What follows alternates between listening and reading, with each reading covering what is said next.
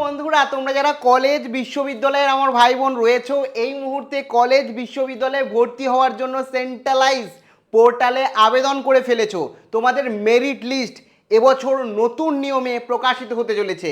কাদের নাম থাকবে প্রথম মেরিট লিস্টে, একই সাথে কীভাবেই বা প্রকাশিত হতে চলেছে তোমাদের এই সেন্ট্রালাইজ পোর্টালে মেরিট লিস্ট, এবং তুমি কি ভর্তি হতে পারবে, কিভাবে তোমার নম্বর অনুযায়ী তোমার ফর্ম ফিল আপ অনুযায়ী তোমার মেরিট লিস্ট প্রকাশিত হবে, তার সমগ্রটা বিস্তারিত এই ভিডিওতে তোমাদের সঙ্গে আলোচনা করব। কাজেই তোমরা যারা কলেজ বিশ্ববিদ্যালয়ে সেন্ট্রালাইজ পোর্টালে আবেদন করেছো বা কলেজ বিশ্ববিদ্যালয়ে পশ্চিমবঙ্গে ভর্তি হতে চাইছো, ভিডিওটি প্রথম থেকে শুরু করে শেষ পর্যন্ত ওয়াচ করো।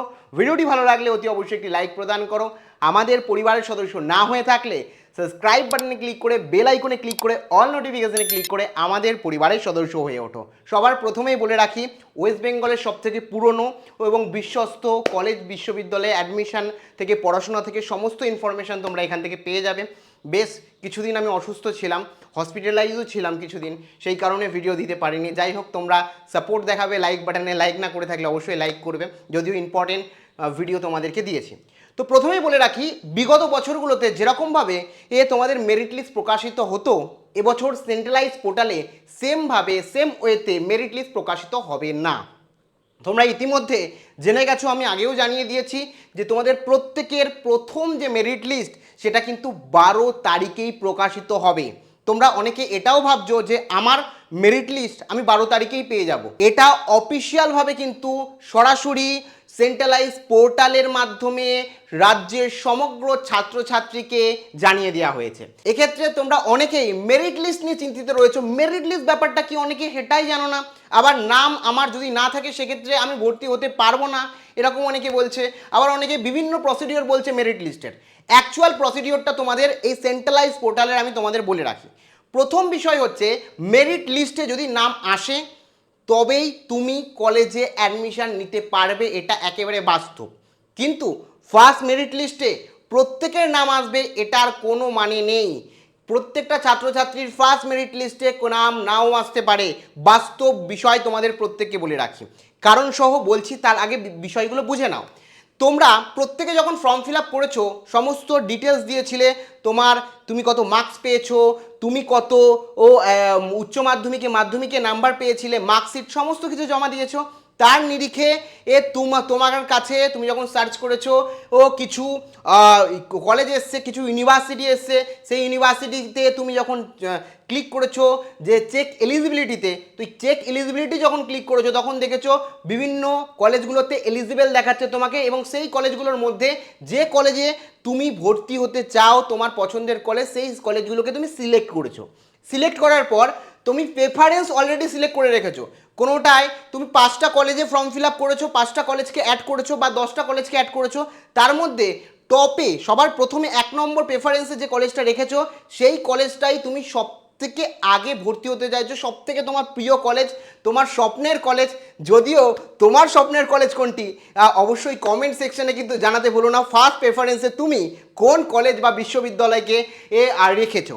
তো এক্ষেত্রে তুমি যে প্রেফারেন্স দিয়েছো, মানে ফার্স্ট নম্বরে ধরো একটা কলেজ, দ্বিতীয় নম্বরে একটা কলেজ, মানে প্রথমে ধরো আশুতোষ কলেজ, দ্বিতীয়তে ধরো আমি ধরো রাজ কলেজ, বা তৃতীয়তে ধরো বারাসাত কলেজ, এরকমভাবে কিছু কিছু কলেজ তুমি দিয়েছো। এক্ষেত্রে প্রেফারেন্স অনুযায়ী তুমি যতগুলো কলেজ সিলেক্ট করেছো, প্রত্যেকটা কলেজের কাছে তোমার মাধ্যমিকের মার্কস, উচ্চ মাধ্যমিকের মার্কস সমস্ত ডিটেলস চলে যাবে। এবং তুমি ধরো এক্ষেত্রে ধরো তুমি ফার্স্ট প্রেফারেন্স রেখেছো কোনো একটা কলেজ, সেই যে কলেজে তুমি ফার্স্ট প্রেফারেন্সে রেখেছো সেই কলেজের কাছে তোমার সমস্ত ডিটেলস চলে গেল। একই রকমভাবে ওই কলেজে যারা যারা আরও আবেদন করেছে, ওই কলেজকে সিলেক্ট করেছে, তাদের সমস্ত তথ্যও চলে যাবে। তাদের মধ্যে যার সবথেকে ভালো রেজাল্ট, যার সবথেকে ভালো নম্বর, তার চুজ করা সাবজেক্ট অনুযায়ী কিন্তু অ্যাকচুয়ালি কলেজ পারমিশন দেবে যে তুমি আমার কলেজে ভর্তি হতে পারো। সেটা সরাসরি পোর্টালের অধিকর্তাকে জানাবে, এবং পোর্টাল প্রেফারেন্স অনুযায়ী, সিস্টেম অটোমেটিক প্রেফারেন্স অনুযায়ী তোমাকে সেই কলেজকে চুজ করে দেবে। মানে ব্যাপারটা তোমাদের ক্লিয়ার হলো না? আমি একটু ভেঙে যদি বলি, ধরো তুমি অ্যাডমিশন নেওয়ার জন্য ফর্ম ফিল আপের সময় 5টা কলেজকে অ্যাড করেছো। প্রত্যেকটা কলেজ এর কাছে তোমার সমস্ত ইনফরমেশন চলে গেল, মার্কস চলে গেল, এবং প্রত্যেকটা কলেজ, ওই 5টা কলেজের মধ্যে প্রথম যে কলেজকে প্রেফারেন্সে রেখেছো সেই কলেজ যদি চাই তোমাকে ভর্তি নিতে, তাহলে প্রথমেই সেই কলেজটা তোমার কিন্তু অ্যালটমেন্ট দেখাবে। অ্যালটমেন্ট মানে সেই কলেজটায় তুমি ভর্তি হতে পারবে।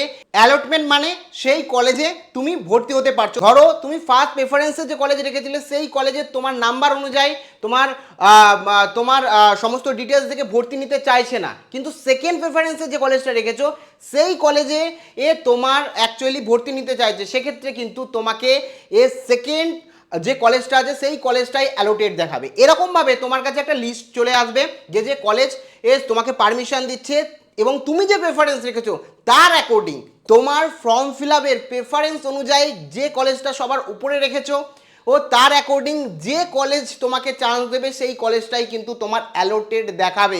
মানে ফর্ম ফিল আপের সময় তোমার যে প্রেফারেন্স রেখেছো সেই প্রেফারেন্স অনুযায়ী তোমার কিন্তু অ্যালোটেড তোমাকে দেখাবে। তুমি ফার্স্ট প্রেফারেন্সে যে কলেজ রেখেছো সেই কলেজ যদি তোমাকে ভর্তি নিতে ইচ্ছুক হয় তোমার যোগ্যতা অনুযায়ী, তোমার মার্কস অনুযায়ী, তাহলে তোমাকে প্রথমেই তোমার প্রথম প্রেফারেন্সের কলেজকে দিয়ে দেবে, আর যদি না চাই তাহলে সেই কলেজের নাম তুমি পাবে না।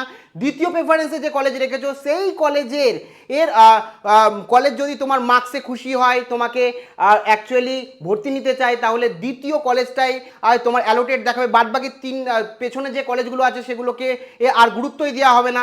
তারপরে 3 নম্বর প্রেফারেন্সে যে কলেজগুলো রেখেছো, 3 নম্বর প্রেফারেন্সে যে কলেজটা রেখেছো সেই কলেজটা দেখবে, যদি মনে হয় তোমাকে ভর্তি নেবে। দ্বিতীয় প্রেফারেন্সে চুজ করা কলেজের যদি মনে হয় যে তুমি যোগ্য না তাদের কলেজে ভর্তি হওয়ার, তাহলে চলে যাবে তৃতীয় প্রেফারেন্সের যে কলেজ রয়েছে তোমার, সেই কলেজ যদি দেখে সেই কলেজ না তুমি যোগ্য, তাহলে তুমি তৃতীয় প্রেফারেন্সের যে কলেজ রয়েছে সেই কলেজকে তোমাকে অ্যালোটেড দেখাবে, তুমি ভর্তি হতে পারবে। আর যদি মনে হয় না তৃতীয় কলেজও অ্যাকচুয়ালি তোমার যোগ্য না, তাহলে এরকমভাবে তুমি যে কটা কলেজ আছো পরপর যাবে। যদি তোমার প্রেফারেন্স অনুযায়ী ফার্স্ট যে কলেজ আছে তুমি একবার চান্স পেয়ে যাও সেই কলেজে, সেই কলেজ যদি চাই তোমাকে ভর্তি নেবে, তাহলে বাদবাকি নিচে যে প্রেফারেন্সগুলো আছে সেই কলেজগুলোতে কিন্তু তুমি ভর্তির জন্য তোমাকে অ্যালোটেড দেখাবে না। সেই কারণে প্রেফারেন্সগুলো কিন্তু খুব ইম্পর্টেন্ট, কলেজগুলোকে পরপর সাজানো তোমার পছন্দ অনুযায়ী কিন্তু খুব ইম্পর্টেন্ট।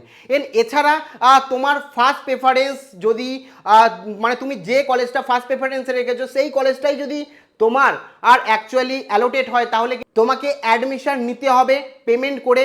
আর যদি তুমি পরবর্তীকালে চেঞ্জ করতে চাও তারও অপশান রয়েছে, যেটা হচ্ছে অটো আপগ্রেশন। যদিও যে কোনো কলেজে অ্যাডমিশন নিয়ে পরবর্তীকালে অটো আপগ্রেশনের মাধ্যমে যে কোনো অন্য কলেজে তোমরা ভর্তি হতে পারো, কোনো সমস্যা নেই। তুমি যে পেমেন্ট করেছিলে টাকাটা, সেই টাকাটাও তোমার রিফান্ড হয়ে যাবে সমস্ত কিছু। তো যদি অটো আপগ্রেশন নিয়ে একটা ডিটেলসে ভিডিও বানাবো তোমরা বলো, তো যদিও অটো আপগ্রেশন নিয়ে একটা ডিটেলসে ভিডিও বানিয়ে দেবো যাতে তোমাদের কোনো রকম ডাউট না থাকে। এবং তোমরা যদি বলো এই যে মেরিট লিস্টের পুরো ডিটেলস এবং পেমেন্ট পদ্ধতি সমস্তটা একটা ভিডিওতে কভার করে দিন হাতে ধরে ধরে, যাতে আমরা বুঝতে পারি, তাহলে অবশ্যই সেই ভিডিও আমি কভার করব। তোমরা কমেন্ট সেকশানে জানাও। মানে মোট কথা মেরিট লিস্টের কথা যদি তোমাদের বলি, মেরিট লিস্ট মূলত 3টে বিষয়ের ওপর এই সেন্ট্রালাইজ পোর্টালে নির্ভর করছে। এক, তোমার শিক্ষাগত যোগ্যতা, অর্থাৎ মাধ্যমিক, উচ্চ মাধ্যমিকে তুমি কত নম্বর পেয়েছিলে যেটা তুমি ফর্ম ফিল আপের সময় দিয়েছো তার অ্যাকর্ডিং। দ্বিতীয়, তুমি কলেজে ফর্ম ফিল আপ করার সময় সেন্ট্রালাইজ পোর্টালে ফর্ম ফিল আপ করার সময় কী প্রেফারেন্স দিয়েছো সেই প্রেফারেন্সের ওপর। আর তৃতীয় নির্ভর করছে তুমি যে কলেজে বা যে কলেজের কোর্সে, মানে যে কলেজে প্রেফারেন্স রেখেছো বা যে কলেজগুলো সিলেক্ট করেছো সেই কলেজে যে কোর্সে যে ডিপার্টমেন্টে আবেদন করেছো সেই ডিপার্টমেন্টে যারা আবেদন করেছে তাদের নম্বর কত। তাদের নাম্বার যদি তোমার থেকে বেশি হয়, ভালো হয় সবের, মানে তুমি এমন একটা স্টুডেন্ট যে ডিপার্টমেন্টগুলোতে আবেদন করেছো সেই ডিপার্টমেন্টে তুমি সব থেকে কম নাম্বার পেয়েছো, সেক্ষেত্রে তোমার অ্যালোটেড হওয়ার চান্স বা মেরিট লিস্টে নাম ওঠার চান্স কিন্তু অনেক কম হবে। আর যদি দেখা যায় তোমার পছন্দের কলেজ এবং পছন্দের যে কলেজের ডিপার্টমেন্ট, সেই ডিপার্টমেন্টে যারা অ্যাডমিশন নিতে চাইছে বা আবেদন করেছে তাদের নম্বর তোমার থেকে কম হয়, তাহলে তোমার অ্যাডভান্টেজ এবং তুমি আগে মেরিট লিস্টে নাম পাবে এবং তোমারও অ্যালোটেড দেখাবে। এই হচ্ছে টোটাল প্রসিডিওর, মূলত 3টে বিষয়ের ওপরে নির্ভর করে। বিস্তারিত তোমাদের জানালাম কিভাবে ওয়ার্ক করে, আশা করি বুঝতে পেরেছো। যদি এখনও ডাউট থাকে, কোনো রকম ডাউট থাকে, কমেন্ট সেকশানে কমেন্ট করে জানাতে পারো। পরবর্তী ভিডিওতে আমি মেরিট লিস্টে পুঙ্খানুপুঙ্খভাবে ডিটেলসে তোমাদেরকে শেয়ার করব। যারা নতুন দেখছো সাবস্ক্রাইব করে রাখো, পড়াশোনা থেকে শুরু করে অ্যাডমিশন থেকে শুরু করে পড়াশোনা, এক্সাম, সমস্ত ইনফরমেশান তোমরা এখান থেকেই পেয়ে যাবে। আর ভিডিওটি তোমার বন্ধুদের কিন্তু শেয়ার করে তাদের মেরিট লিস্ট সম্পর্কে, অ্যাডমিশন সম্পর্কে সঠিক তথ্য জানাতে একেবারেই ভুলো না। প্রত্যেকে ভালো থেকো, আবার দেখা হচ্ছে পরবর্তী ভিডিওতে। জয় হিন্দ, জয় ভারত।